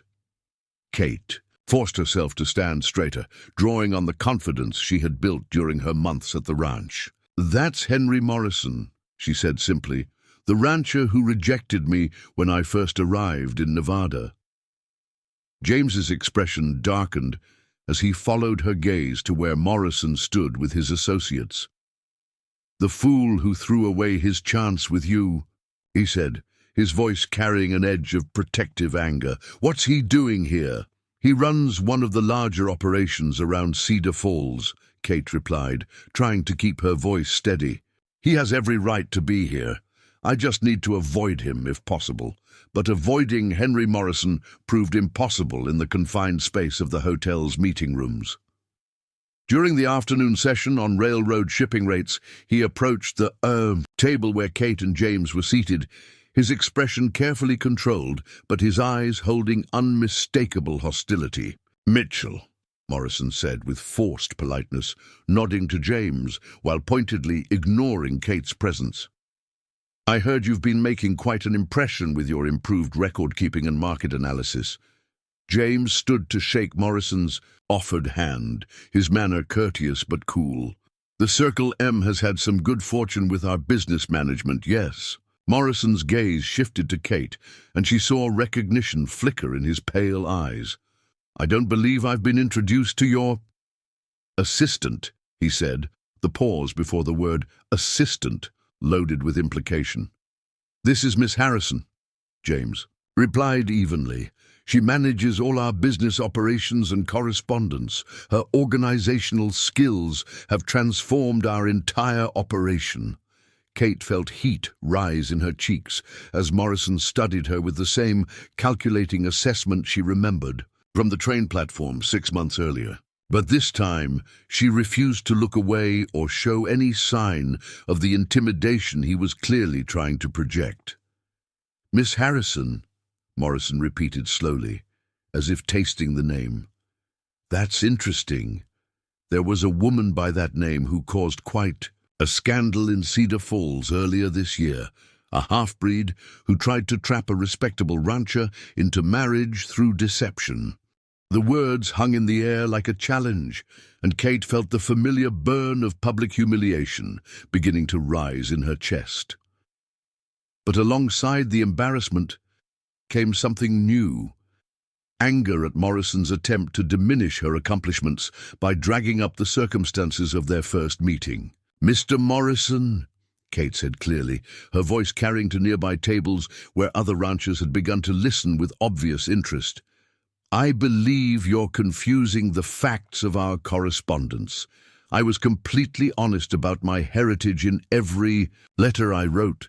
The deception, if any occurred, was in your assumption that mixed heritage somehow didn't include Native American ancestry." Morrison's face flushed with anger at her direct response.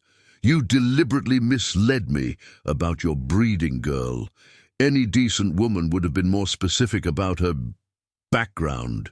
James stepped forward, his body language shifting to something more protective and dangerous. "Mr. Morrison, I think you need to be very careful about how you speak to Miss Harrison. She's a valued member of my organization and deserves the same respect you'd show any other business professional." "Business professional?" Morrison's laugh was harsh and mocking.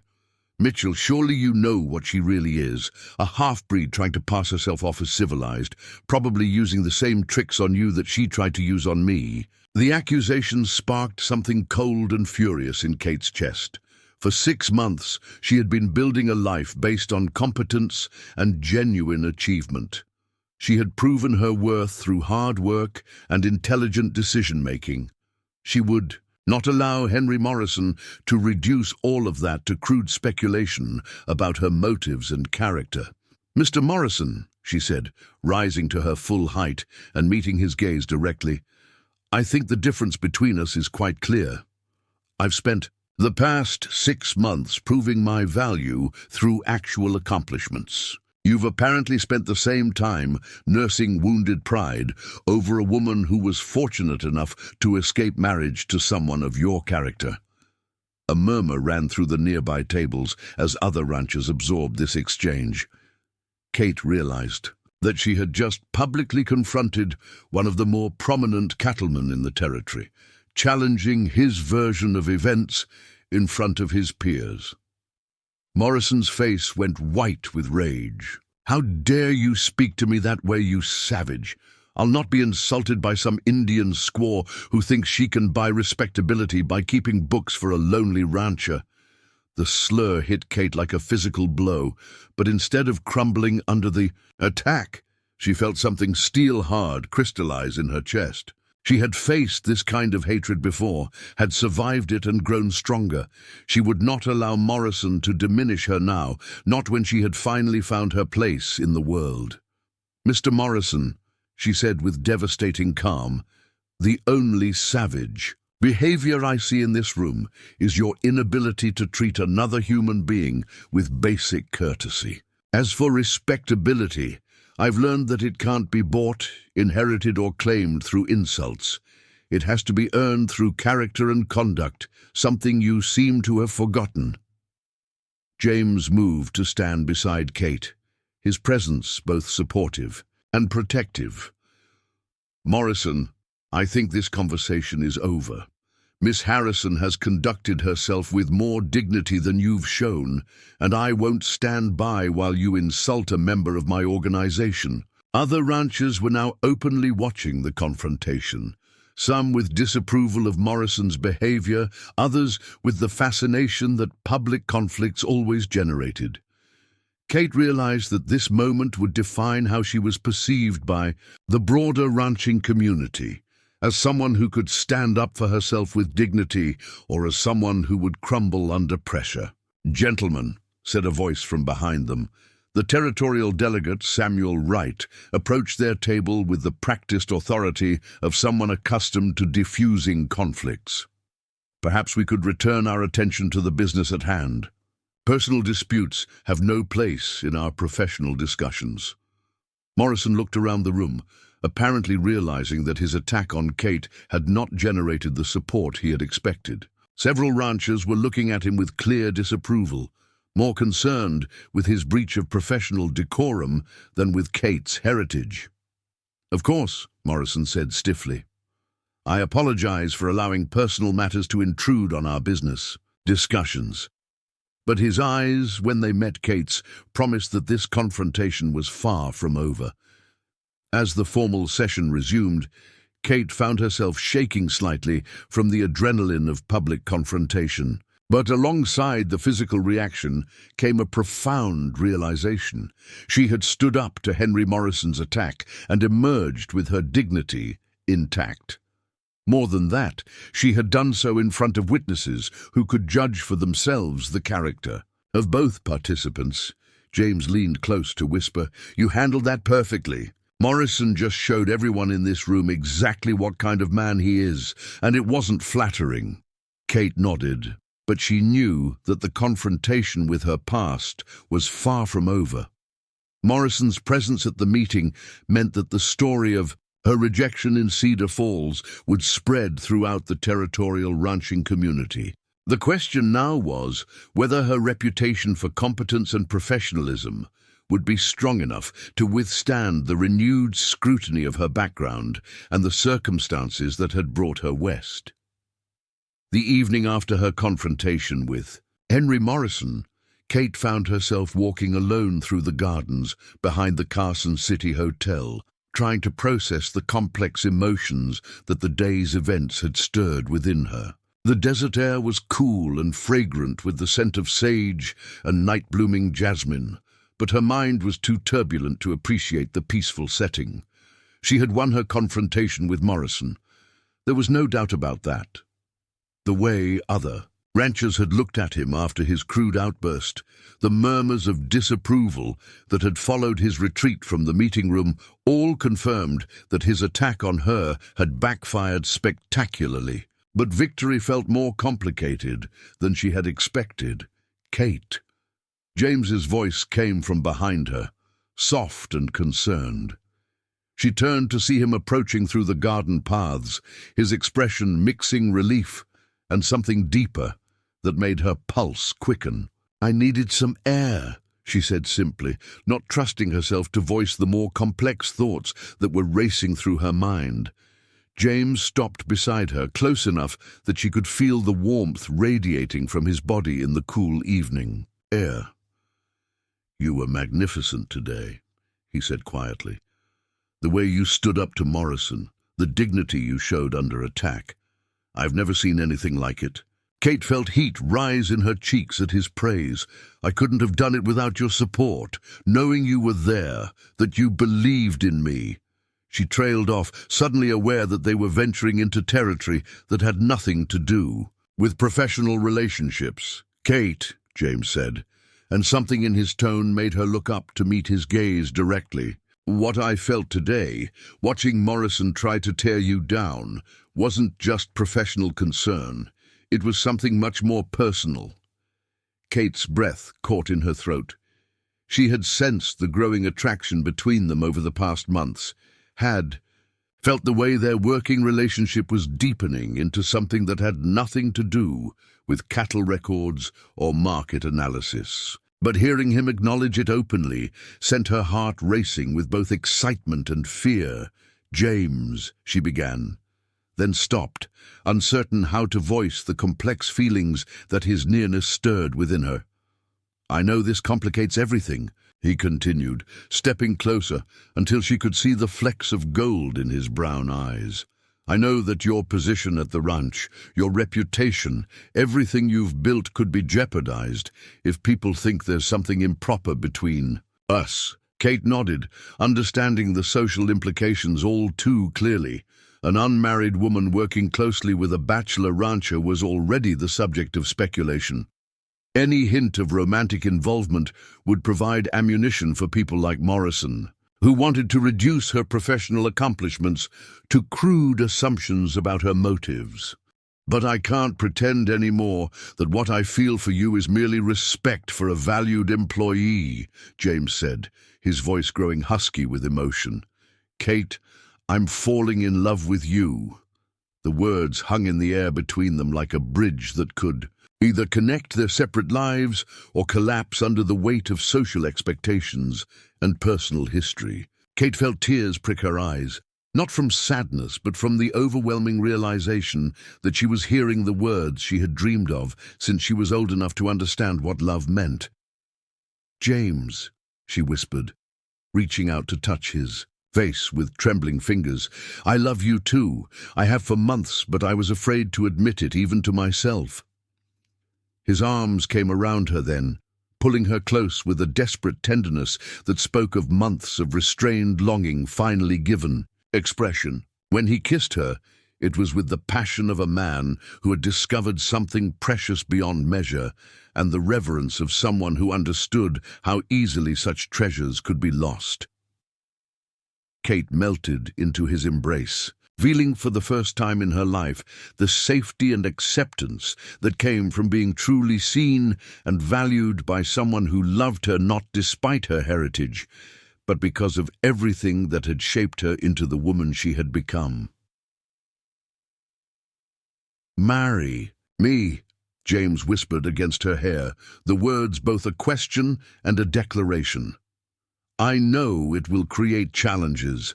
I know people will talk, but I can't imagine my life without you in it. Kate pulled back to look into his eyes, seeing there the same mixture of love and determination that she felt in her own heart. Yes, she said simply, then smiled as joy flooded through her. Yes, James, I'll marry you. But even as they held each other in the moonlit garden, Kate's practical mind was already working through the implications of their decision. Marriage would change everything: her legal status, her social position, her relationship with the broader community that was just beginning to accept her professional competence. There will be people who say, I'm using you for social advancement, she said quietly, voicing one of her deepest fears. People like Morrison who will claim I manipulated you into marriage the same way they accused me of trying to trick him. James's arms tightened around her protectively. Let them talk. Anyone who knows us, who has seen how we work together, how we've built something real and valuable, will understand the truth. Our marriage will be based on genuine love and mutual respect, not on desperation or manipulation. Kate nodded, but she knew that the court of public opinion often cared more about gossip than truth. Her transformation from rejected mail order bride to successful businesswoman had been remarkable, but it was also the kind of story that invited cynical interpretation from people determined to see the worst in her motives. What about the ranch? She asked, another practical concern surfacing. If I become your wife instead of your employee, how will that change the working relationship we've built? James considered this seriously.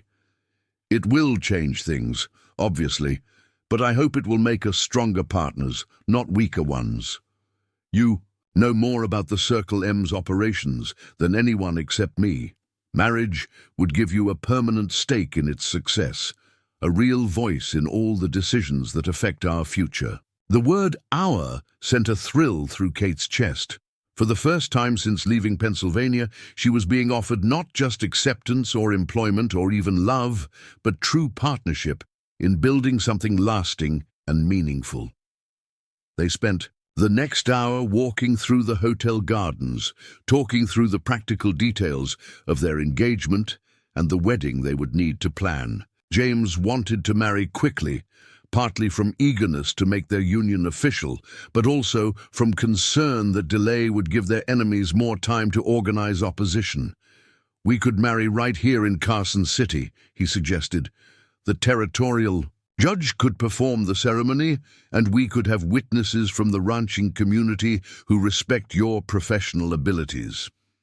Kate liked the idea of marrying away from Cedar Falls, where her original humiliation had taken place. A wedding in the territorial capital would emphasize the new life she had built, rather than the circumstances that had driven her west. "I'd like Dr. Hartwell to be there if possible," Kate said. "She gave me my first real opportunity to prove myself, and she understood who I could become before I understood it myself." As they made their plans, Kate felt a deep sense of rightness settling over her. This wasn't the desperate grab for security that had motivated her response to Morrison's mail-order bride advertisement. This was a choice made from strength rather than weakness, based on genuine love and proven partnership rather than hope and carefully crafted letters. "There's something else we need to discuss," James said as they prepared to return to the hotel. "Children. If we're blessed with a family, our children will inherit your mixed heritage along with mine.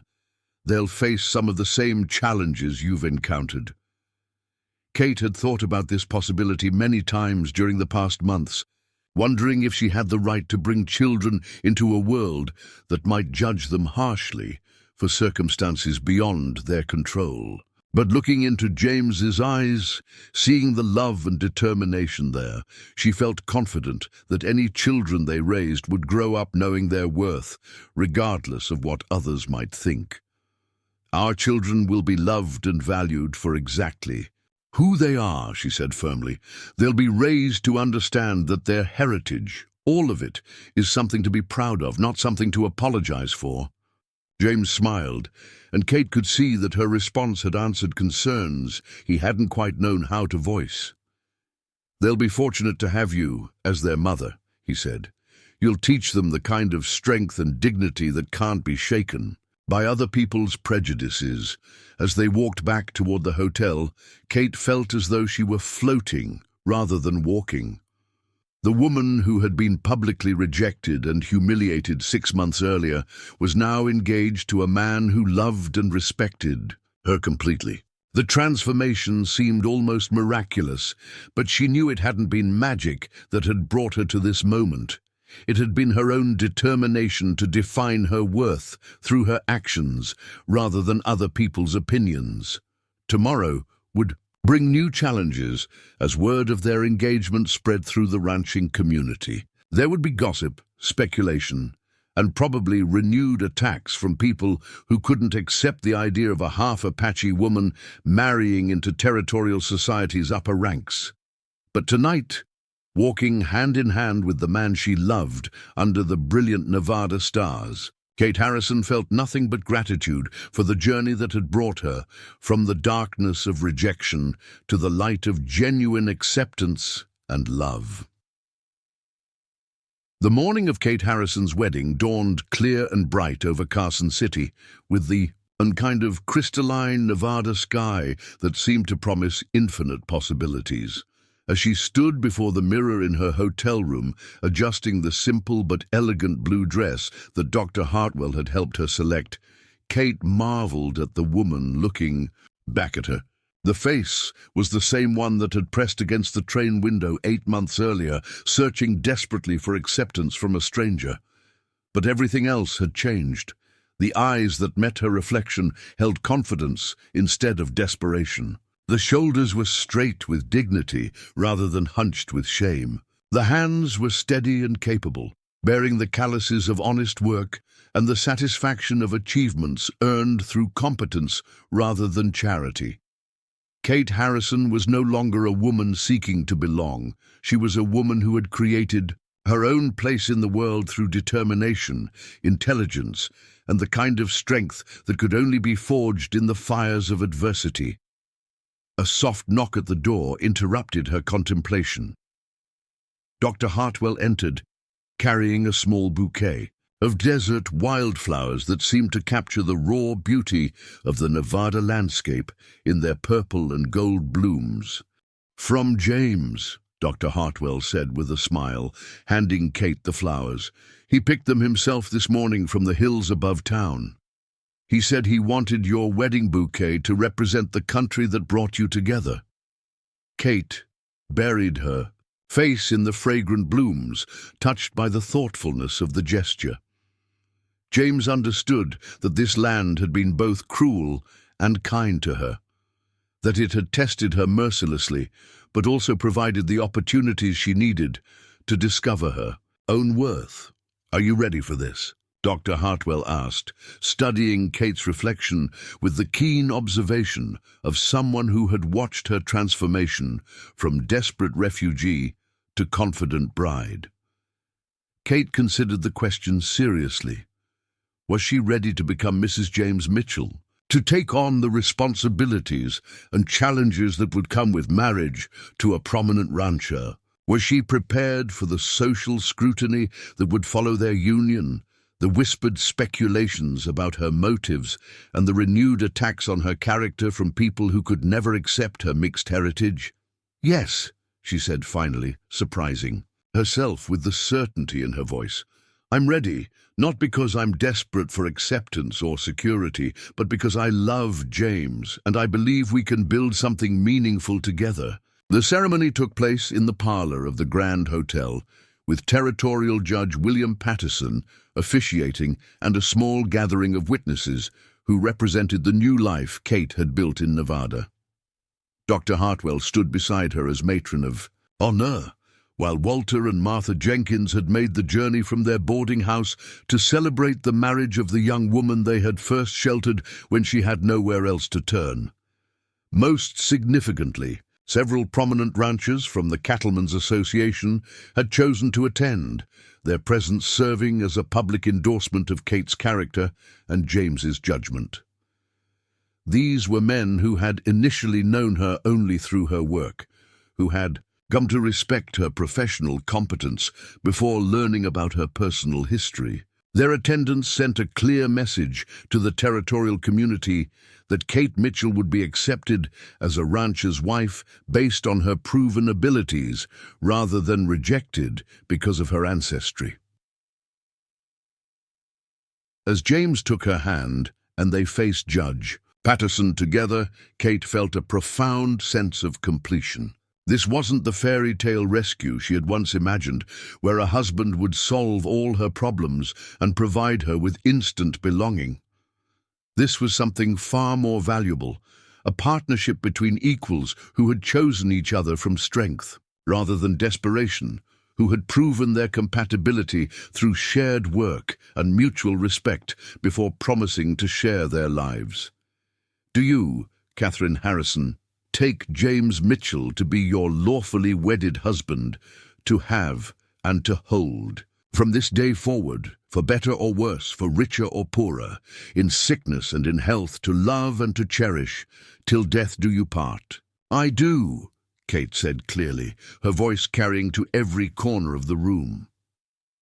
As she spoke the words, she thought about the journey that had brought her to this moment, the rejection that had nearly broken her spirit, the kindness that had helped her survive, the work that had rebuilt her confidence, and the love that had shown her what true acceptance meant.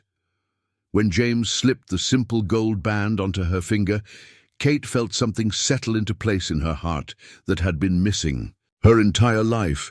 Not just love, though she loved him deeply, but the security that came from knowing she was valued exactly as she was, with all the complexity of her heritage and the strength she had built through adversity. The reception that followed was modest, but joyful, with toasts that celebrated not just the marriage, but Kate's remarkable transformation from rejected mail-order bride to respected businesswoman. Several ranchers made speeches praising her contributions to the territory's cattle industry, while Dr. Hartwell spoke movingly about the courage it took to rebuild one's life from nothing. But the most meaningful moment came when Walter Jenkins rose to speak, his weathered face serious as he looked around the assembled guests. "I've known Kate since the morning she had nowhere to sleep but a train station platform," he said quietly. "I've watched her transform herself from a woman who had been told she didn't belong anywhere into someone who belongs everywhere she chooses to plant her roots. That kind of strength doesn't come from luck or charity. It comes from character. James Mitchell is getting more than a wife today. He's getting a partner who's already proven she can build something from nothing." As the celebration continued, around them, Kate and James found themselves standing together on the hotel's veranda, looking out over the Nevada landscape that had witnessed both her darkest moments and her greatest triumphs. "Do you ever regret how everything happened?" James asked, his arm around her waist as they watched the sun begin its descent toward the western mountains. "The rejection, the hardship, the long path that brought you here?" Kate considered the question carefully. 8 months ago, she would have said that she regretted everything about her Western journey except its eventual outcome. Now, with the wisdom that came from having overcome seemingly impossible obstacles, she understood that her suffering had been an essential part of her transformation. "No," she said finally, "I don't regret any of it. The rejection forced me to discover my own strength. The hardship taught me what I was capable of surviving. The work showed me what I could accomplish when given the opportunity. Even Henry Morrison's cruelty served a purpose. It showed me the difference between seeking acceptance and demanding respect." James smiled, understanding exactly what she meant. "You're not the same woman who stepped off that train in Cedar Falls." "No," Kate agreed, leaning into his embrace. "That woman was looking for someone to rescue her, to give her a place in the world through marriage. I'm not looking for rescue anymore. I'm looking for partnership with someone who sees my value and wants to build something together." As the weeks following their wedding passed, Kate discovered that her new status as Mrs. James Mitchell brought both opportunities and challenges she hadn't fully anticipated. On the positive side, marriage to a respected rancher had elevated her social position considerably. Wives of other prominent cattlemen began including her in their social gatherings, and her opinions on business matters carried additional weight in community discussions. But the elevation in status also brought increased scrutiny. Every decision she made, every social interaction, every aspect of her behavior was examined for signs that she was either putting on airs above her station or failing to live up to the standards expected of a rancher's wife. It was a delicate balance that required all the diplomatic skills she had developed during her months of proving herself in hostile environments. The most significant test came when she and James were invited to a formal dinner hosted by the territorial governor in honor of visiting investors from San Francisco. Kate understood that this invitation represented both recognition of James's growing influence in the cattle industry and acceptance of her as a suitable companion for such high-level social events. She prepared for the evening with meticulous care, selecting a dress that was fashionable but not ostentatious, practicing conversations that would demonstrate her intelligence without appearing to compete with the men who would dominate the business discussions. When they arrived at the governor's mansion, she felt confident but not complacent, knowing that a single social misstep could undo months of careful reputation building. The evening proved to be a triumph that exceeded her most optimistic expectations. Kate found herself seated between a banker from Sacramento and a railroad executive from San Francisco, both of whom were impressed by her knowledge of cattle markets and transportation logistics.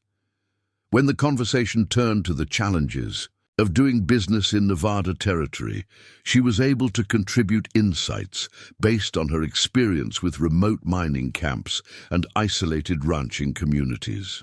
"Mrs. Mitchell," the railroad executive said as the evening wound down, "your husband is fortunate to have a business partner with such comprehensive understanding of territorial commerce.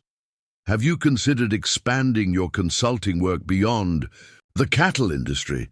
Kate felt a thrill of professional recognition at his words. The idea of developing her business skills into a broader consulting practice was both exciting and daunting, but it represented the kind of opportunity that would have been unimaginable during her desperate first days in Nevada. As they traveled back to the Circle M after the dinner, Kate reflected on how completely her life had been transformed. She had gone from being a woman that polite society refused to acknowledge to someone whose opinions were sought by territorial leaders and visiting investors. The change hadn't happened overnight, and it hadn't been easy, but it had been built on the foundation of genuine accomplishment rather than social maneuvering or lucky connections. The ranch itself continued to prosper under their joint management. Kate's systematic approach to record-keeping and market analysis had increased their profits by nearly 30% in the first year of their marriage, while James's expertise in cattle breeding and range management ensured that their herd remained healthy and productive. They had become true partners in every sense of the word, with decisions made jointly and responsibilities shared according to their respective strengths.